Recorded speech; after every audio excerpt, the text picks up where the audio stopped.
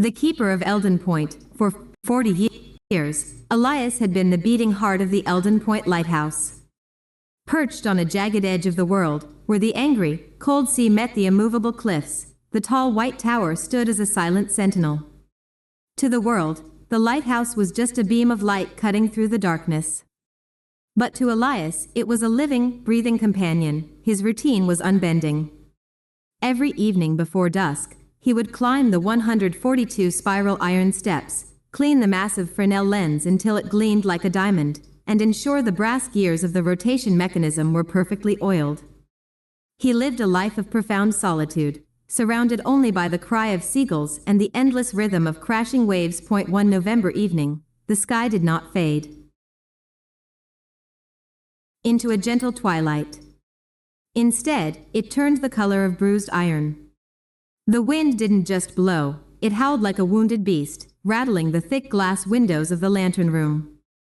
A monstrous storm was rolling in, faster and fiercer than any Elias had witnessed in his 4 decades on the rock. By midnight, the sea was a chaotic nightmare of towering waves, some crashing so high that salty spray hit the top of the tower. Inside, Elias watched the storm with a calm but cautious eye.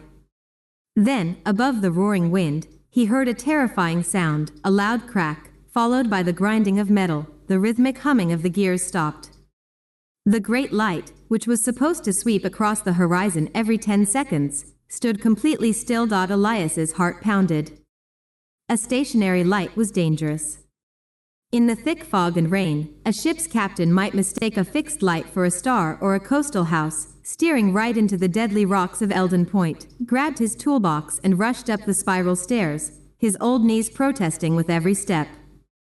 When he reached the lantern room, the temperature was freezing. He quickly found the problem. A heavy steel pin in the rotation mechanism had snapped under the pressure of the violent vibrations caused by the wind.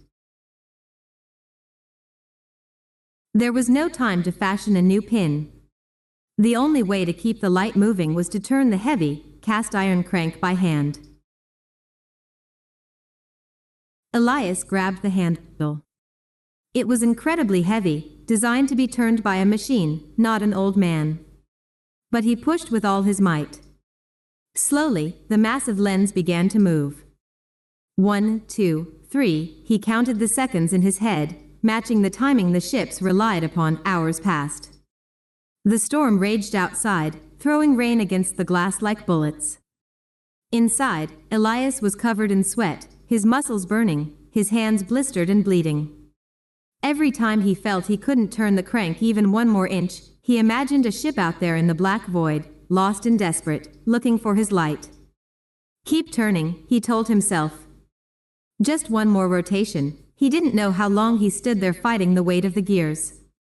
He only stopped when the deep, bruised purple of the sky began to soften into a pale, fragile gray. The storm was finally breaking.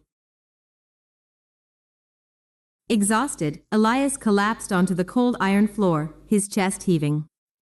As the first golden rays of the morning sun pierced through the clouds, lighting up the lantern room, another sound cut through the fading wind.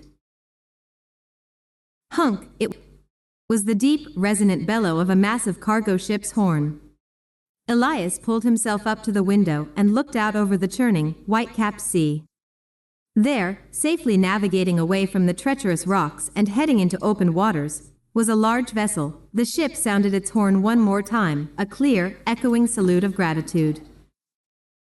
Elias smiled, leaning his tired head against the cold glass. Nobody on that ship would ever know his name, or the battle he had fought in the dark. But as he watched them sail safely toward the horizon, he knew that the light of Eldon Point had done its job once again.